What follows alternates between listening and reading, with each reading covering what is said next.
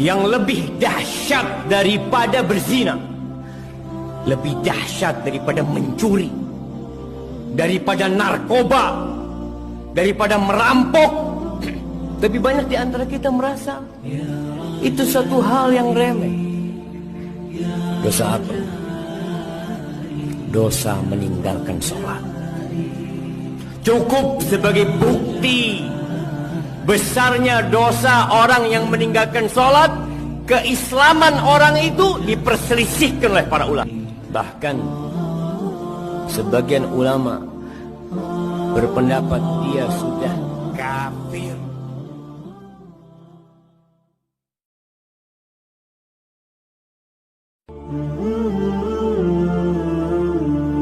Jangan pernah malu dengan perkataan orang.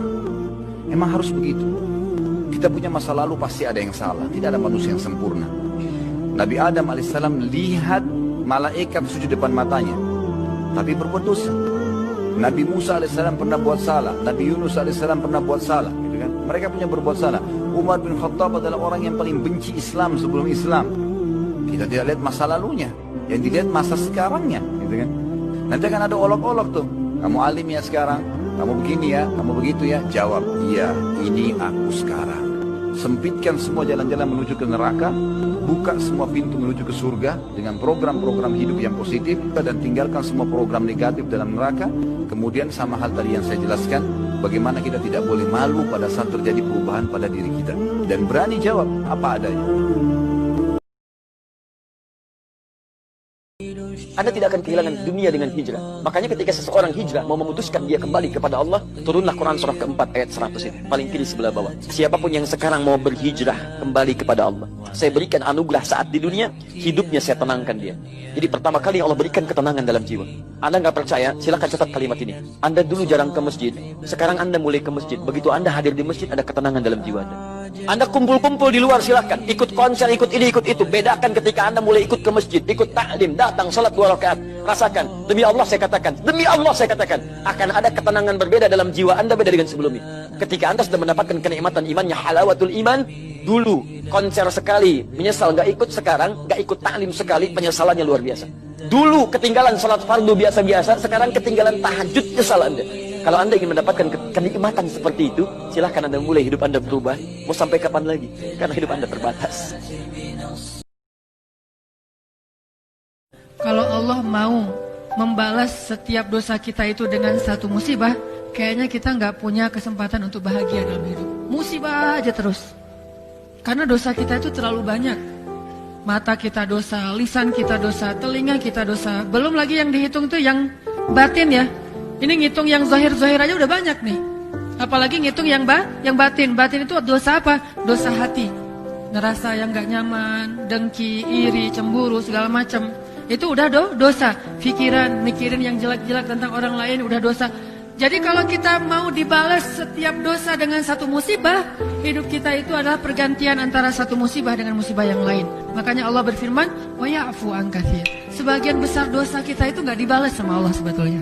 Jadi jangan suudzon dulu sama Allah. Allah biarin aja dulu supaya kita punya kesempatan bertobat.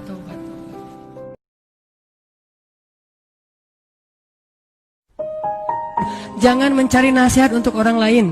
Carilah nasihat untuk diri kita sendiri. Kalau kita lagi ada masalah sama pasangan, nanti kalau udah ada pasangan maksudnya.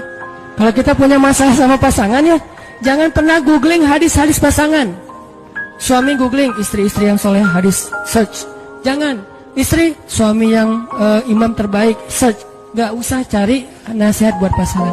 Carilah nasihat buat diri sendiri. Suami, hadis-hadis suami yang penyabar, search. Ketemu nih, kita jadi semangat lagi. Oh, berarti saya yang salah. Istri yang solehah, hadis, search.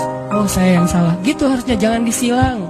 Kalau disilang, semuanya saling menuntut dan saling menyalahkan. Kalau sesuai dengan masing-masing kapasitasnya, semuanya saling memperbaiki diri. Cari buat diri kita. Ikut taklim buat memperbaiki diri, bukan memperbaiki kelompok yang lain. Bukan memperbaiki orang lain, tapi memperbaiki diri kita sendiri.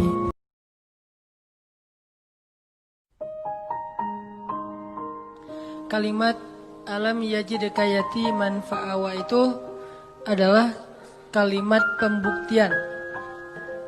Seolah-olah Allah ngomong ke kita tuh gini, kamu nggak ingat dulu ketika kamu pernah gini, siapa yang nolong kamu? Emangnya kamu nggak ingat dulu ketika kamu pernah terpuruk, siapa yang buat kamu bisa survive? Ketika kamu hampir celaka, siapa yang menyelamatkan kamu? Ketika kamu gini, siapa yang menolong kamu, dan seterusnya. Allah pengen ngingetin kita. Kita tuh awalnya nggak punya apa-apa, bukan siapa-siapa, nggak bermodalkan apapun. Allah yang fa'awa, fahada, fa'agna, itu terjadi kepada kehidupan kita masing-masing. Siapapun boleh meninggalkan kita, tapi Allah nggak pernah ninggalin kita.